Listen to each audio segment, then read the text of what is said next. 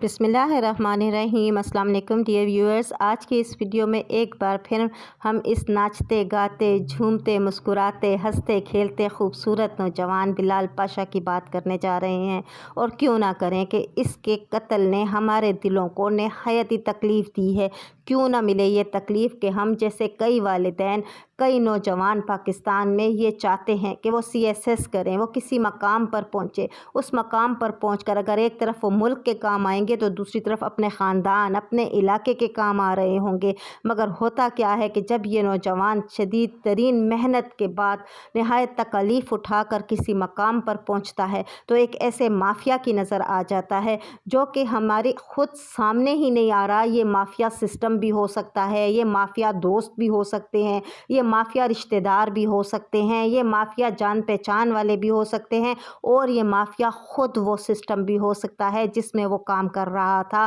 اور اسی مافیا سے تنگ آ کر وہ اپنا ٹرانسفر کروا چکا، وہ خود اپنا سامان پیک کر کے بنوں سے دور جا رہا تھا، مگر جانے سے ایک رات قبل اس کو شدید تشدد کرنے کے بعد مار دیا گیا۔ ایک گولی اس کے پیٹ میں، ایک گولی اس کی آنکھ میں ماری گئی، اور آنکھ میں سے نکلی وہ گولی، اور شدید چہرے کے اوپر جو تھے تشدد کے نشانات تھے، جس کو کہ اس کو دفنانے کے وقت اس کے جو شاگرد تھے انہوں نے دیکھا، تصویریں بنائیں، گھر میں آ کر ان تصویروں کو غور سے جائزہ لیا تو انہیں معلوم ہوا آج وہی تمام طالب علم جو اس سے پڑھتے تھے، جن کو وہ 3 گھنٹوں کی class online free of any cost دے رہا ہوتا تھا، اور وہاں پہ وہ اس سے سیکھ رہے ہوتے تھے اور ان کو موٹیویٹ کرتا تھا کہ تم بھی، میں اگر اس مقام پہ پہنچ سکتا ہوں تو تم لوگ بھی پہنچ سکتے ہو۔ لیکن اس مقام پر پہنچنے کے بعد جو اس کا انجام ہوا ہے، یہ انجام الارمنگ ہے۔ یہ انجام تمام تر والدین کے لیے الارمنگ ہے جو اپنی آنکھوں میں خواب بسا لیتے ہیں کہ ہماری اولاد اس مقام پر پہنچ جائے گی، CSS کرے گی، کچھ بن جائے گی، اور یہ الارمنگ ہے ان تمام نوجوانوں کے لیے جو دن رات محنت کر کے، مسلسل کوشش کر کے اس مقام تک پہنچنے کے لیے تگ و دو کر رہے ہیں اور کرتے رہے ہیں۔ ان میں سے کئی ہیں جو مایوس ہو جاتے ہیں، ان کی مایوسیوں کو دور کرنے کے لیے یہ ان کو آن لائن موٹیویشن دیا کرتا تھا کہ آپ لوگوں نے مایوس نہیں ہونا، آپ لوگ ضرور اس مقام تک پہنچ جاؤ گے جس کے لیے آپ تگ و دو کر رہے ہیں۔ تو یہاں تک یہ پوزیشن ہے کہ جس مافیا کی بھی وہ نظر ہوا ہے، ہمیں اس سے لینا دینا نہیں ہے۔ Being a Pakistani, being a Muslim, ہمیں صرف یہ ریکویسٹ کرنی ہے اپنے چیف جسٹس سے، اپنے چیف آف آرمی اسٹاف سے، اپنی اس نگران حکومت سے، جن کو اپنا پتہ نہیں ہے وہ ہمارے عوام کا کیا دیکھیں گے۔ بہرحال جو کوئی ہے، جیسے بھی ہے، جس مقام پہ ہے، اس سو کولڈ سسٹم سے جس کے تحت یہ لوگ، ان لوگوں کے ٹرانسفر ہوتے ہیں، یہ لوگ یہاں پہ بھرتی کیے جاتے ہیں، آخر اس سسٹم کا بھی تو فرض ہے کہ وہ اس گورنمنٹ آفس کا آفیشل کے بارے میں دیکھیں کہ کس طریقے سے ایسا ہوا کہ یہ آفیسر اتنی محفوظ جگہ کینٹ کے علاقے میں، جہاں پہ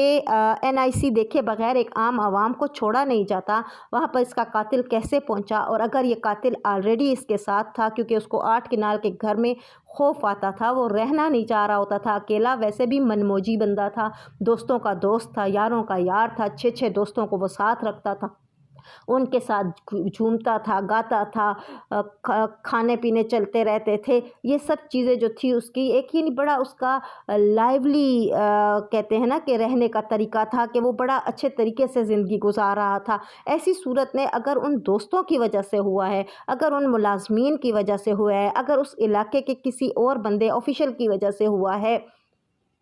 جو بھی اس کا ذمہ دار ہے اس کو سامنے لانا، اس کو کٹہرے میں کھڑا کرنا ہماری اس گورنمنٹ کا ہر صورت میں فرض بنتا ہے، اور ہماری کیا ڈیوٹی ہے کہ ہم اور ہمارے جیسے بہت سے لوگ، اور خصوصاً وہ تمام طالب علم جنہوں نے اس سے پڑھا، جنہوں نے اس سے سیکھا، جن کے لیے وہ رول ماڈل تھا، وہ اس وقت آواز اٹھائیں اور اٹھا رہے ہیں، اور کوشش کی جا رہی ہے۔ اسی لیے اس طرح کی ویڈیوز بار بار بنائی جا رہی ہیں کہ عوام میں اویئرنیس آئے، کیوں ایسا ہوا، کس وجہ سے ایسا کیا گیا، جو بھی ذمہ دار ہے، ہمیں اس سے کچھ نہیں لینا دینا، لیکن ہم چاہتے ہیں کہ اس نوجوان کے قاتل کو ہر صورت میں کٹہرے میں لایا جائے اور اس کو وہ تمام سزائیں دی جائیں جس طریقے سے اس نے اس مظلوم، اس معصوم بچے کے ساتھ اتنی زیادتی کی ہے۔ وہ بہت خوش تھا، وہ اپنی زندگی نئے سرے سے شروع کرنا چاہ رہا تھا، اس کی انڈرسٹینڈنگ ایک اور بچی کے ساتھ بھی ہو چکی تھی، وہ چاہتا تھا کہ دوسری شادی کرے، اپنی زندگی گزارے، مگر ایک دم سے اس کے ساتھ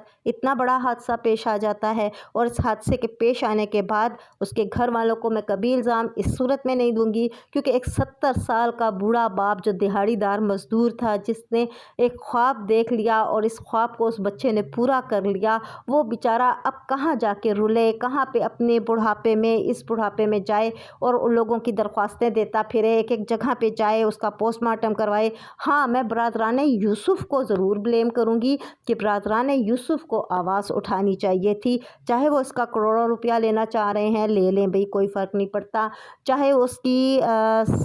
جو سرخ بتی والی گاڑی میں گھوم کے خوش ہوتے تھے، سب جھنڈے والی گاڑی کو دیکھ دیکھ کے بڑے خوش ہو رہے ہوتے تھے،